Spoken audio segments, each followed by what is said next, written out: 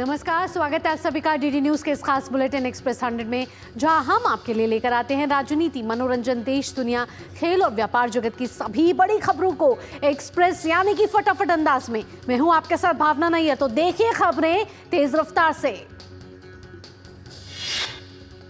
भारत और फ्रांस के बीच संबंधों को उस समय नई उड़ान मिलेगी जब प्रधानमंत्री नरेंद्र मोदी मार्से में नए भारतीय वाणिज्य दूतावास का शुभारंभ करेंगे। पीएम मोदी और फ्रांस के राष्ट्रपति इमैनुअल मैक्रों संयुक्त रूप से इस वाणिज्य दूतावास का उद्घाटन करेंगे। तय कार्यक्रम के मुताबिक पीएम मोदी मजार्गस वॉर सिमेट्री में प्रथम विश्व युद्ध में मारे गए भारतीय सैनिकों को श्रद्धांजलि देंगे। पेरिस के बाद जब प्रधानमंत्री मोदी मार्से शहर पहुंचे तो उन्हें गार्ड ऑफ ऑनर दिया गया। इस दौरान फ्रांस के राष्ट्रपति इमैनुअल मैक्रों भी मौजूद रहे।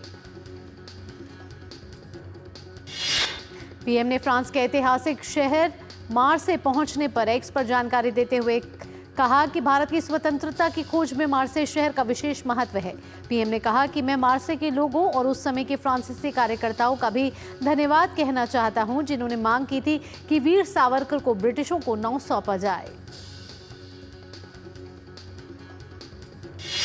प्रधानमंत्री नरेंद्र मोदी फ्रांस के मार्से में जब होटल पहुंचे तो उनका भारतीय समुदाय के लोगों ने भव्य स्वागत किया। उन्होंने पीएम मोदी का भारत माता की जय और वंदे मातरम के नारों के साथ अभिवादन किया। पीएम ने सभी से आत्मीय भाव के साथ मुलाकात की।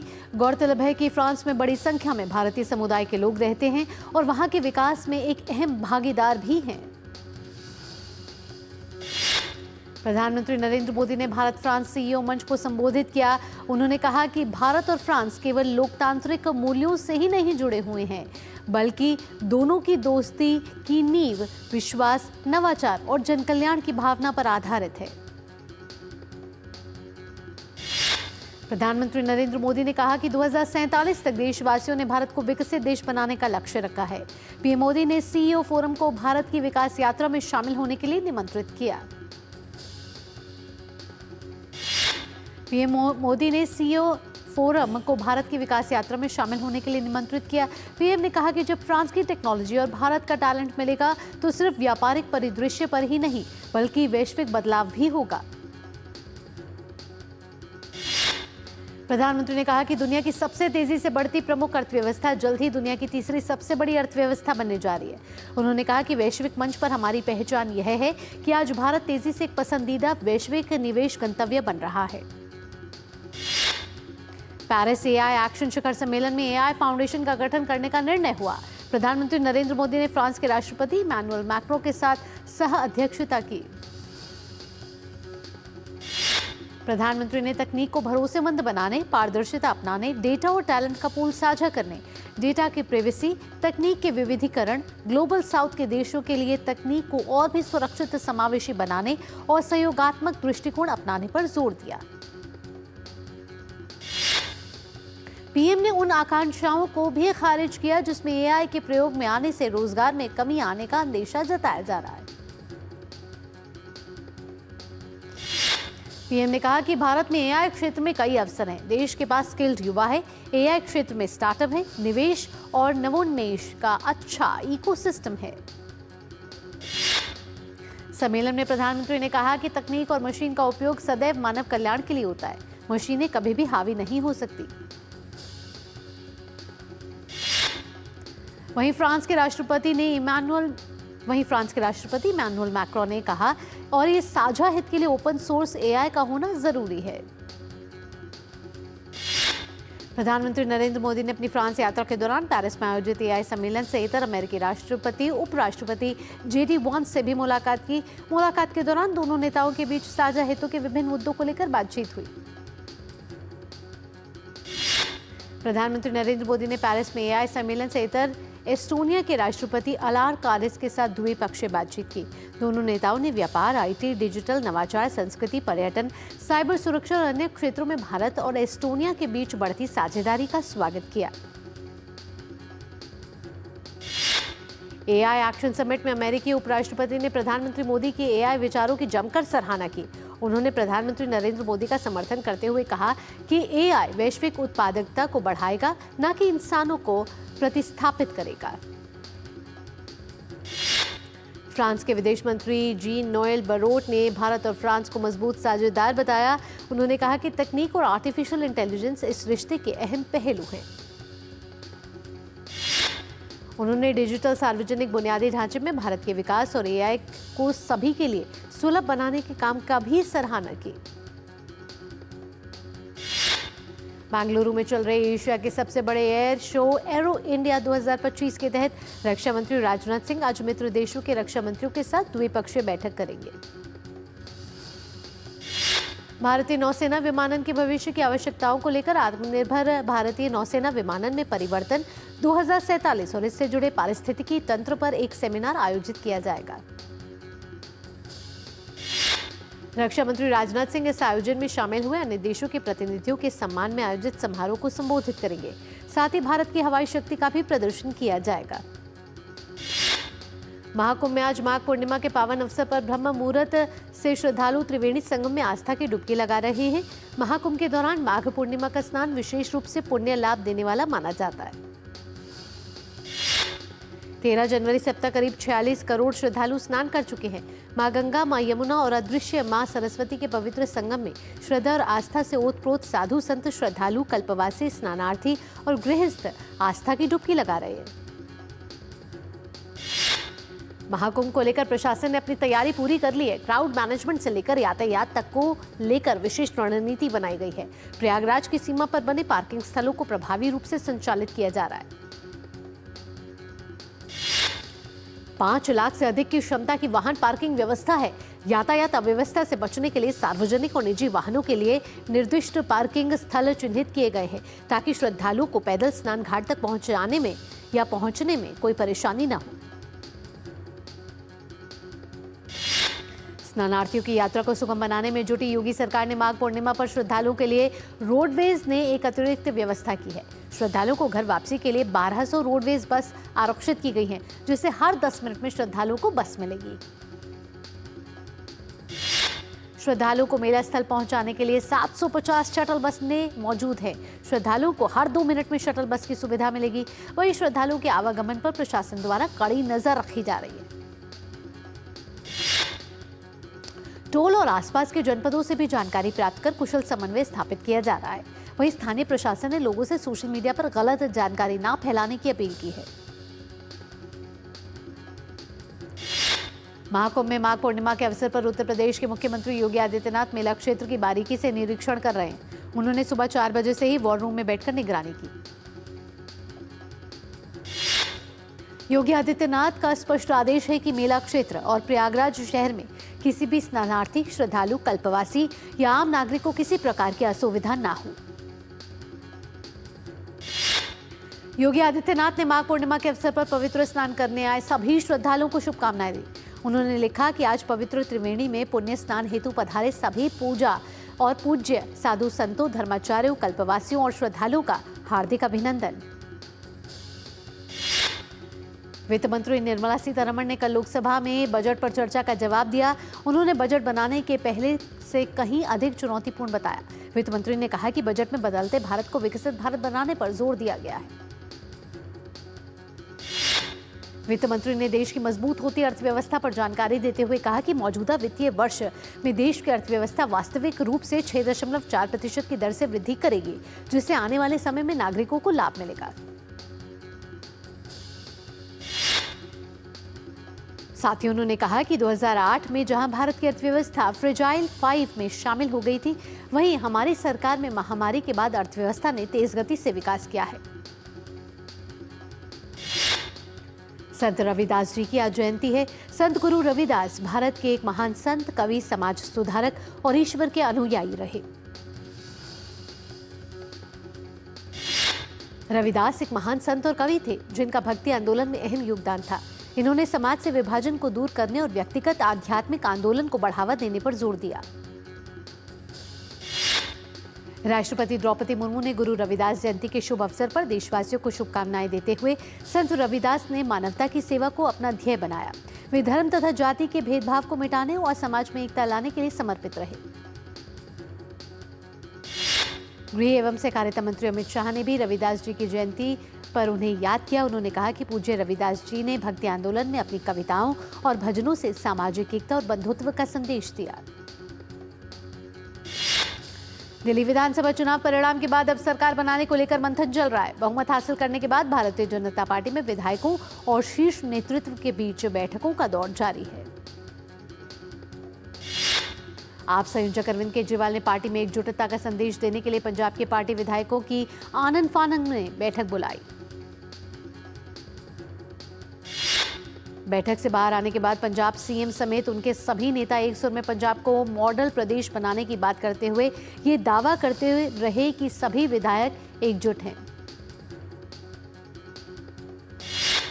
दिल्ली में आपकी करारी हार के बाद पंजाब विधानसभा में प्रतिपक्ष के नेता प्रताप सिंह बाजवा ने दावा किया है कि आम आदमी पार्टी के 30 विधायक कांग्रेस के संपर्क में हैं।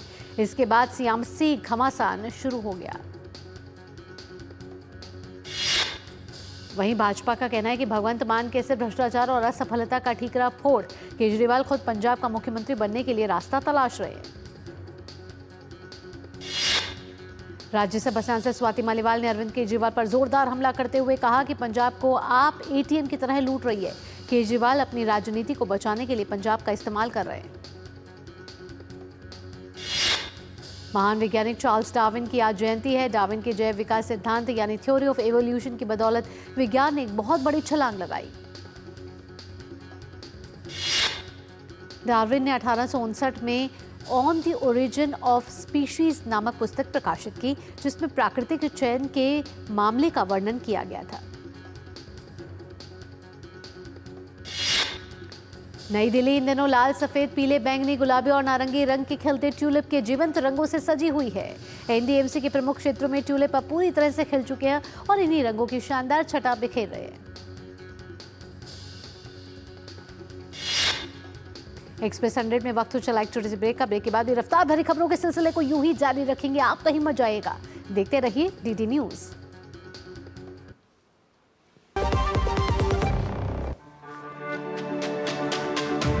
मेरी पसंद, मेरी पसंद, मेरी पसंद, मेरी पसंद, हमारी पसंद, हम सबकी पसंद। मजबूत देश का मजबूत सरिया हो गया स्टील। एक ऐसा तबका जो रिटायरमेंट के बारे में आज भी बिल्कुल नहीं सोचता, वो है औरतें। औरतें कमा के भी वनरेबल हैं। सो एनपीएस एक इक्वालिटी ला रहा है। हम सब एक बराबर प्लेटफॉर्म पे हैं। अपने बेहतर कल को सुनिश्चित करने के लिए एनपीएस जरूरी है।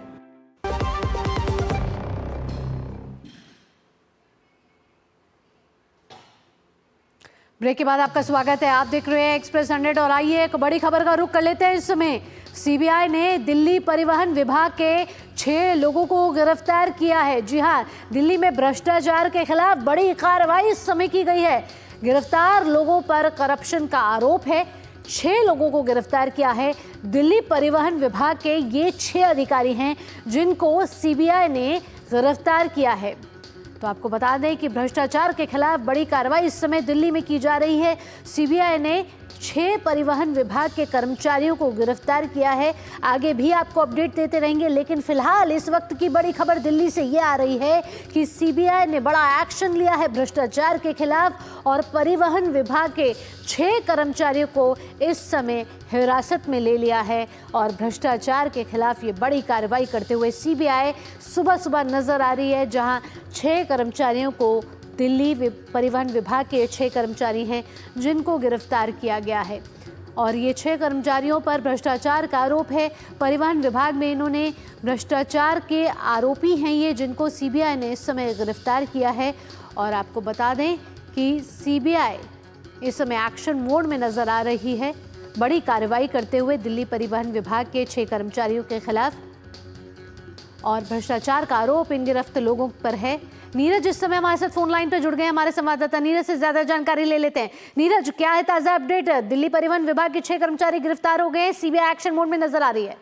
देखिए, बिल्कुल एक्शन मोड में है। और आप देखें कि दिल्ली गुड़गांव पर जो रूट पर जो बसें चलती हैं, वहां से ये शिकायतें लगातार आ रही थी कि वहां पर दिल्ली के परिवहन विभाग के जो अधिकारी हैं करप्शन के खेल को खेल रहे हैं और वहां पर बड़े पैमाने पर भ्रष्टाचार हो रहा है और बसों से अवैध वसूली भी की जा रही है। और इसके पीछे कहीं ना कहीं ये अधिकारी भी शामिल थे और इसकी शिकायत लगातार आम लोगों ने भी दी थी। भारतीय जनता पार्टी भी लगातार इस बात का आरोप लगाती रही है आम आदमी पार्टी पर कि दिल्ली का परिवहन विभाग करप्शन का अड्डा बन चुका है। आम आदमी पार्टी के तमाम नेता इस करप्शन में शामिल हैं और यही कारण है कि सीबीआई ने इस पूरे मामले की जांच की। पहले इन लोगों को हिरासत में लिया, हिरासत में लेने के बाद इनसे एक लंबी पूछताछ हुई और पूछताछ के बाद तमाम जो सबूत है वो सीबीआई के हाथ लगे और सीबीआई को ये पता लगा कि करप्शन के खेल में ये अधिकारी शामिल है। उसके बाद इन 6 अधिकारियों को सीबीआई ने गिरफ्तार कर लिया है। अब इनसे सीबीआई पूछताछ करेगी और ये पता लगाने की कोशिश करेगी कि इस करप्शन के खेल में क्या ये सिर्फ अधिकारी ही शामिल थे या नेताओं तक ये पैसा पहुंचाया जा रहा था। तो निश्चित तौर पर भारतीय जनता पार्टी पहले भी इस तरह के आरोप लगाती रही है कि करप्शन का खेल दिल्ली के परिवहन विभाग में खेला जा रहा है और अब इनकी गिरफ्तारी ये पुष्टि कर देती है कि बड़े पैमाने पर करप्शन के खेल को खेला जा रहा था। अब ये पता लगाना बाकी है कि इस करप्शन के खेल में आम आदमी पार्टी का कौन सा नेता शामिल है। जब जल्द ही सीबीआई इन अधिकारियों से भी पूछताछ करेगी और तमाम जो राज हैं वो निकलकर सामने आएंगे। भावना जी नीरज, जिन 6 कर्मचारियों को गिरफ्तार किया है किस पद पर ये काम कर रहे हैं, क्या ये कोई जानकारी मिल पाई है? देखिए, सीबीआई ने अभी डिस्क्लोज नहीं किया है कि ये कौन कौन से पदों पर काम कर रहे थे, लेकिन हाँ इतना जरूर पता लगा है कि महत्वपूर्ण पदों पर ये ट्रांसपोर्ट डिपार्टमेंट के महत्वपूर्ण पदों पर काम कर रहे थे और सीधे सीधे ये कह सकते हैं कि आम आदमी पार्टी के नेताओं से इनके सीधे लिंक थे और करप्शन का जो पैसा है वो आम आदमी पार्टी तक पहुंचाया जाता था। अभी सीबीआई ने ये नहीं बताया कि कौन कौन लोग थे और पैसा जो करप्शन का इकट्ठा करके किस नेता के पास पहुंचाया जाता था। तो अब सीबीआई कह रही है कि वो जांच कर रही है और इनसे पूछताछ करेगी। पूछताछ के बाद पता लग पाएगा कि इस खेल में कौन कौन शामिल है। लेकिन हाँ इतना जरूर सीबीआई ने बताया है कि करप्शन का बड़ा खेल परिवहन विभाग में दिल्ली के डिपार्टमेंट में खेला जा रहा था और इसमें कहीं ना कहीं डायरेक्ट और इनडायरेक्ट जो आम आदमी पार्टी के जो नेता है वो भी इसमें शामिल हो सकते हैं। अब ये पूछताछ के बाद पता लगेगा। हालांकि अभी 6 लोग गिरफ्तार किए हैं, ये गिरफ्तारी आगे भी बढ़ सकती है और भी लोग गिरफ्तार किए जा सकते हैं। तो इससे ये साफ पता चल रहा है नीरज आपकी बातों से कि ये अभी तो 6 अधिकारी गिरफ्तार हुए हैं, लेकिन ये नेक्सस बड़ा हो सकता है, ये लिंक बड़ा हो सकता है और इन्हीं लिंक को आगे विस्तृत से सीबीआई इनसे पूछताछ करके खंगोलने की कोशिश करेगी। लेकिन जो शिकायतों की आप बात कर रहे हैं नीरज कि इनके खिलाफ, परिवहन विभाग के खिलाफ कई समय से शिकायतें आ रही थी, किन मुद्दों से जुड़ी ये शिकायतें थी? किस तरीके से यात्री या परिवहन के जो दूसरे कर्मचारी हैं, ये दूसरा विभाग जो है वो किस तरीके से इससे प्रभावित था? देखिए, कई तरह की शिकायतें आ रही थी। एक तो आप देखें गुड़गांव के थ्रू जो बसें दिल्ली के अंदर इंटर हो रही थी उनसे अवैध वसूली की जा रही थी।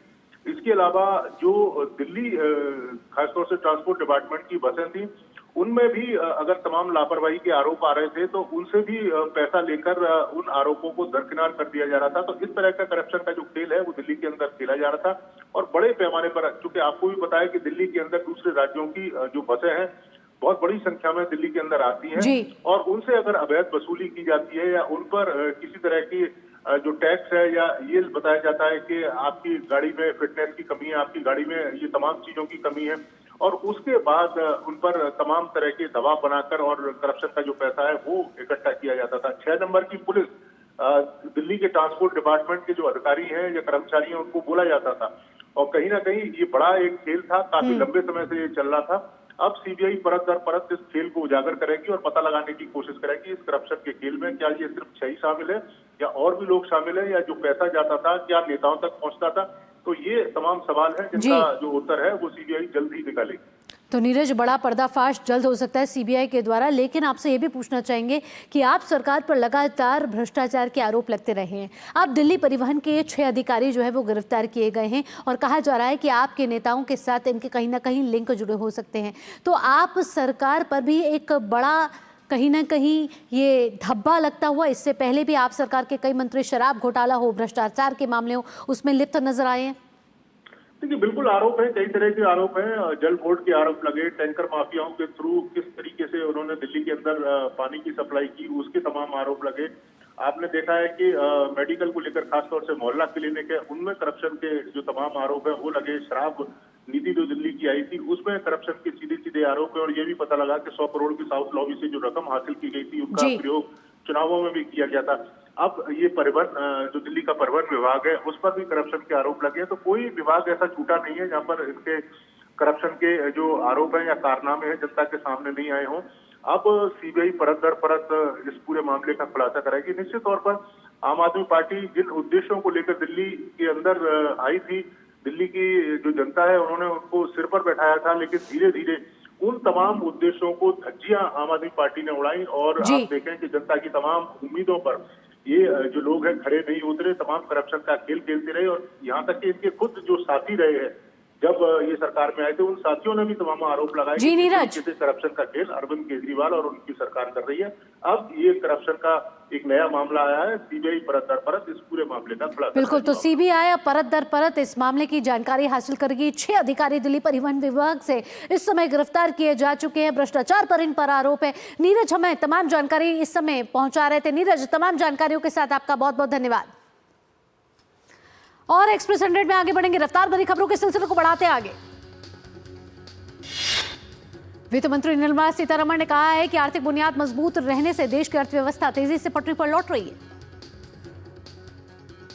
भारत के मुख्य आर्थिक सलाहकार वी अनंत नागेश्वरन ने कहा है कि भारत के विकास का दायरा स्थिर रहेगा। भारत के अलावा कोई भी देश 6.5% से 7% की दर तक नहीं बढ़ रहा है। आर्टिफिशियल इंटेलिजेंस उद्योगों और ग्लोबल टेक्नोलॉजी लैंडस्केप को फिर से परिभाषित कर रहा है। साथ ही भारत इस क्रांति के साथ आगे बढ़ रहा है। सैम ऑल्टमैन ने कहा है कि भारत एआई का एक बड़ा बाजार है। जेनरेटिव आर्टिफिशियल इंटेलिजेंस का इस्तेमाल $254 अरब की भारतीय आईटी उद्योग की उत्पादकता अगले 5 साल में 43 से 45% बढ़ा सकती है। उत्पादकता में यह वृद्धि 500 भूमिकाएं तक फैलेगी। वाणिज्य एवं उद्योग मंत्री पीयूष गोयल ने मंगलवार को कहा कि दोनों पक्षों की ओर से निवेश के साथ अगले 12 से 13 साल में भारत और इजरायल के बीच कारोबार 10 गुना बढ़ सकता है। इजरायल भारत का 47वां बड़ा कारोबारी साझेदार देश है। सड़क परिवहन और राजमार्ग मंत्रालय ने ई वाहन पोर्टल के अनुसार 8 फरवरी तक कुल पंजीकृत इलेक्ट्रिक वाहन 56.75 लाख और कुल पंजीकृत वाहन 3,897.71 लाख है। पीएम ई ड्राइव योजना ग्रामीण और अर्ध शहरी क्षेत्रों सहित देश भर में ईवी की पहुंच और सामर्थ्य सुनिश्चित कराती है। इंडिया एनर्जी वीक 2025 के दौरान दिल्ली में पेट्रोलियम और प्राकृतिक गैस मंत्री हरदीप सिंह पुरी और विदेशों से आए मेहमान ऊर्जा मंत्रियों ने हाइड्रोजन बस राइड में हिस्सा लिया। हरदीप सिंह पुरी ने कहा कि भारत का क्लीन मोबिलिटी मिशन भारत के वैश्विक जलवायु लक्ष्यों के प्रति प्रतिबद्धता को मजबूत करता है। सरकार ने तेल और गैस संपत्तियों के अन्वेषण और उत्पादन के लिए बोली का 10वां दौर शुरू कर दिया। इसके साथ ही OALP-10 की शुरुआत हो गई है। इसमें 13 तलछटी बेसिन में 1.91 लाख वर्ग किलोमीटर क्षेत्रफल में फैले 25 ब्लॉकों के लिए बोली मंगाई गई है। इनमें 19 ब्लॉक तट से कुछ दूरी पर समुद्र के भीतर स्थित है। पहले OALP के 9वें दौर में 1.36 लाख वर्ग किलोमीटर क्षेत्रफल इलाके को बोलियों के लिए खोला गया था। अभी तक हुए 9 दौर में सरकार कुल 3.78 लाख वर्ग किलोमीटर में स्थित ब्लॉकों के लिए बोली मंगा चुकी है। सेबी ने शेयरों की कीमतों में हेरफेर और संदिग्ध गतिविधियों के लिए LS इंडस्ट्रीज, उसके प्रवर्तक और 4 अन्य पर प्रतिभूति में कारोबार पर प्रतिबंध लगा दिया है। भारत में कोयले की मांग 2030 तक 1,462 मिलियन टन और 2047 तक 1,755 MT तक पहुंचने का अनुमान है। ये जानकारी सरकार ने दी है। SR समूह की टेक्नोलॉजी कंपनी ब्लैक बॉक्स ने तीसरी तिमाही में कंपनी का शुद्ध मुनाफा साल दर साल आधार पर 37% बढ़ गया।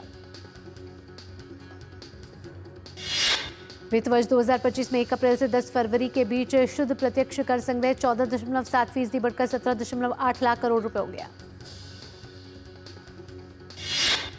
IRCTC का वित्त वर्ष 2024-25 की तीसरी तिमाही अक्टूबर से दिसंबर में मुनाफा सालाना आधार पर 14% बढ़कर 341 करोड़ रहा।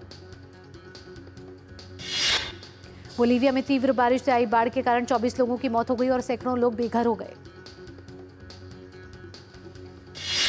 बोलीविया की मौसम विज्ञान सेवा सेनामही की टिपुआनी सहित नदियों के उफान पर होने की चेतावनी देते हुए 7 से 22 फरवरी तक ऑरेंज अलर्ट जारी किया गया। अफगानिस्तान के उत्तरी शहर कुंदुज में काबुल बैंक की शाखा के बाहर मंगलवार को हुए विस्फोट में लगभग 25 लोगों की मौत हो गई। हवाई के केलाउमा ने एक बार फिर लावा निकला। दिसंबर के अंत में फिर से सक्रिय होने के बाद से यह 9वां विस्फोट था। बांग्लादेश में पूर्व प्रधानमंत्री खालेदा जिया की पार्टी के कुछ नेताओं की अंतरिम सरकार के मुख्य सलाहकार मोहम्मद यूनुस के साथ बैठक हुई। रूस यूक्रेन युद्ध के बीच रूसी राष्ट्रपति व्लादिमीर पुतिन के कार्यालय ने बड़ा बयान देते हुए कहा कि यूक्रेन का महत्वपूर्ण हिस्सा रूस में मिलना चाहता है। पूर्वी डेमोक्रेटिक रिपब्लिक ऑफ कॉन्गो में एक गांव में सशस्त्र आतंकवादियों ने 35 से अधिक नागरिकों की हत्या कर दी।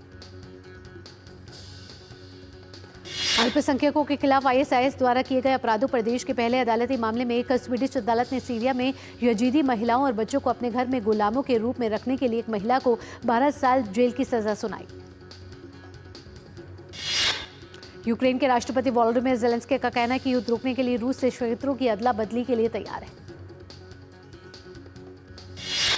अमेरिका के राष्ट्रपति डोनाल्ड ट्रंप ने कल वॉशिंगटन में जॉर्डन के राजा अब्दुल्ला द्वितीय के साथ मुलाकात की और जोर देकर कहा कि अमेरिका गजा लेगा। भारत और इंग्लैंड के बीच 3 वनडे मैचों की सीरीज का आखिरी मुकाबला अहमदाबाद के नरेंद्र मोदी क्रिकेट स्टेडियम में खेला जाएगा। तीसरे वनडे में भारतीय टीम की कोशिश होगी कि वे जीत हासिल कर इंग्लैंड का क्लीन स्वीप करे। मैच दोपहर 1:30 बजे शुरू होगा। साइकिल निर्माता, युवा कार्यक्रम और खेल मंत्री मनसुख मंडाविया ने प्रमुख साइकिल निर्माताओं से सभी आयु समूहों में साइकिल चलाने को बढ़ावा देने को प्रोत्साहन देने का आग्रह किया है। डॉक्टर मंडाविया ने कहा कि साइकिल चलाने से देश के कार्बन उत्सर्जन में काफी कमी आ सकती है। अजिंक्य रहाणे के शतक और रॉयस्टन डायस के 5 विकेट से मुंबई रणजी ट्रॉफी के सेमीफाइनल में पहुंच गई है।